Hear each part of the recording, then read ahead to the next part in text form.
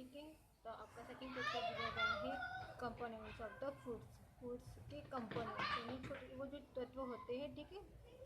तो let's start हम करते हैं। How have you ever thought why we generally take the different food items during the different times of the day or a different days? Sometimes we take only bread, butter or parathas, eggs or milk.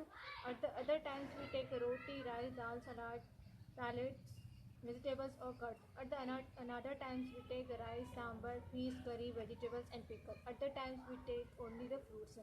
क्या आपने कभी सोचा है कि हम दिन में अलग अलग डिफरेंट डेज पे एक दिन के डिफरेंट टाइम्स के दौरान हम किस तरह के अलग अलग तरह के भोजन लेते हैं? जैसे कि कुछ समटाइम हम ब्रेड ले लेते हैं, बटर ले लेते हैं, पराठा ले लेते हैं, एग ले लेते हैं या फिर दूध ले लेते हैं। फिर दूसरे टाइम हम चावल, रोटी, दाल, सलाद या वेजिटेबल्स या सब्जियां या कट लेते हैं। फिर वही दूसरे टाइम हम कभी राइस चावल लेते हैं, फिश लेते हैं, अचार लेते हैं, करी लेते हैं, ठीक है।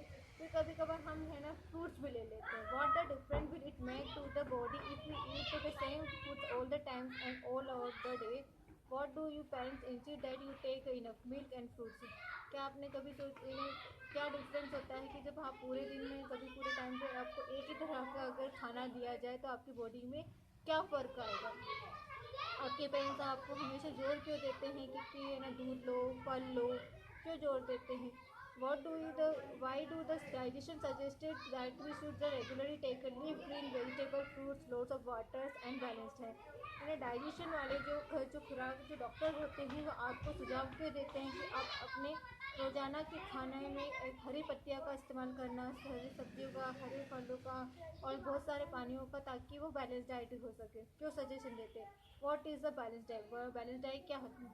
What is is essential to the have a good eating habits? अच्छी खाने की आदत की क्या जरूरत थी, क्यों जरूरत है? This chapter will help to get the answer to the all this question and the many more. इस चैप्टर में आपके सारे प्रश्नों का आंसर है। Components of the foods, components of the foods दिया गया है। The foods of the we eat made of the more than the one ingredient. आप जो खाना खाते हो वो बहुत सारे इंटीग्रेंट से बना हुआ रहता है। The popular dish is the kheer contain rice, milk और sugar. Similarly dosa is made of the rice, dal, oils and salt, ठीक है। The integrates all the such food items contain the components which are needed by our body. These components are called the nutrients. जैसे कि आप popular खीर को कितने काय से बना हुआ रहता है? चावल, दूध और शक्कर से। सिमिलरली ऐसे ही डोसा भी काय से बना हुआ रहता है? चावल, दाल और इन तेल और नमक से बनता है, ठीक है। जो हमारी बॉडी को हमारी जरूरत के अनुसार ऐसे खानों में मिलता है। इसको हम न्यूट्रिएंट कहते हैं, खुराक कहते हैं। The nutrients are chemical substance need by our the body for the proper growth and functioning. इससे जो न्यूट्रिएंट्स होता है इस खुराक में, जो पोषण होता है वो आपकी बॉडी के प्रॉपर फंक्शन के लिए और प्रॉपर ग्रोथ के लिए इसमें केमिकल सब्सटेंस की जरूरत होती है। The main nutrients are also known as the carbohydrate, protein, fats, vitamin and minerals. यानी मेन खुराक जो होती है, मेन पोषक होती है वो किसकी जैसे कार्बोहाइड्रेट्स, प्रोटीन, फैट्स और minerals. In addition to these nutrients, our body also requires the roughage and water to better functioning. और इस न्यूट्रिशन में हमारी बॉडी को और की जो रफेज चीज़ों की आवश्यकता होती है वो रफेज से और वाटर की। रफेज में आते हैं आपके ऐसे रेसेदार चीज़ों की जरूरत होती है। Different food we eat contain this nutrition different proportion. अगर डिफरेंट टाइप के फूड हम खाते हैं इसमें डिफरेंट अनुपात के न्यूट्रिशन पाए जाते हैं। Let us learn more about the nutrition and usefulness of our body. चलो अब हम पढ़ते हैं न्यूट्रिशन की जो हमारी बॉडी को बहुत उपयोगी है। फर्स्ट है आपका carbohydrate. Carbohydrate is energy giving the nutrition. Carbohydrate consist carbohydrogen and oxygen. Carbohydrate कैसे बना हुआ है? कार्बन से, हाइड्रोजन से और ऑक्सीजन से। We get carbohydrate from food like rice, bread, potato, roti से शुगर। कार्बोहाइड्रेट से हमें किस जो फूड खाने से प्राप्त होता है? जैसे कि चावल, ब्रेड, पोटैटोज, रोटी से, शुगर से। Glucose, fructose and starch are the some form of the carbohydrate. और ग्लूकोज और फ्रक्टोज और स्टार्च जो होता है वो कार्बोहाइड्रेट का ही एक फॉर्म है, ठीक है। The biggest portion of our regular diet consist of the carbohydrate. Carbohydrate burn to give an energy.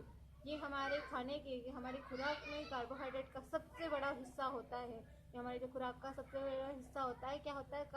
Carbohydrate. Carbohydrate जब बर्न में क्या बर्न उसके बाद देता है हमें एनर्जी। नेक्स्ट है आपका fat. Fat are the given reversals of the bodies when we consume the more carbohydrate than other require to store the excess carbohydrate which is not the burned fat and lipid. तो fat हमारी body को भी सबसे energy कौन सा देता है? Fat देता है. ये कार्बोहाइड्रेट से ज़्यादा हम कंज्यूम करते हैं. एज ए रिक्वायर्ड से हमारी बॉडी में इन्हें फैट्स के रूप में होता है. जो जल यानी जो कार्बोहाइड्रेट जब हम उसको पचा नहीं पाते तो वो किसके फॉर्म में होता है? फैट और लिपिड्स के रूप में. This are store in below the skin. ये हमारी जो त्वचा होती है उसके नीचे जमा होता है. We get fat from the food like butter, ghee, nuts, cheese and oil. Fat act the insulator से कीप अवर बॉडी हेल्थी. ये हमें कहाँ से प्राप्त होता है? हमारे कौन से खाने से प्राप्त होता है? जैसे कि आप बटर खाते हो, घी खाते हो, नट्स लेते हैं, सूखे मेवे होते हैं, चीज़ से इसमें फैट्स पाया जाता है. ठीक है, ये हमारी बॉडी को इंसुलेटर करते हैं, एक तरह से एक इंसुलेटर का काम करते हैं और ये हमारी बॉडी को बाउंड करते हैं. The protects of the organs of the body they are two types of the food. ये हमारे जो फैट्स होता है वो हमारी बॉडी के ऑर्गन को भी प्रोटेक्ट करता है. यहाँ पर जो फैट्स है दो टाइप के होते हैं. Vegetable fats which is obtain from the oil made from the plant such as the coconut, mustard and the copper. Vegetable oil वो होता है जो हमें इन्हें प्लांट से मिलता है, जैसे कि यहाँ पर नारियल है, सरसों है और मूंगफली. Animal fats which is found in the milk products such as the butter, meat, fish. ऐसे फैट्स जो हमें एनिमल से मिलता है जैसे कि बटर और मीट और फिश. ठीक है, अब आपको एक तरह से समझ में आ गया होगा सेकेंड चैप्टर का. एक तरह से जो आपको कार्बोहाइड्रेट फैट्स के बारे में आप एक बार इसको जरूर रीड करना और एक बार इसको जरूर रीड करने के बाद समझना. ठीक है, थैंक यू.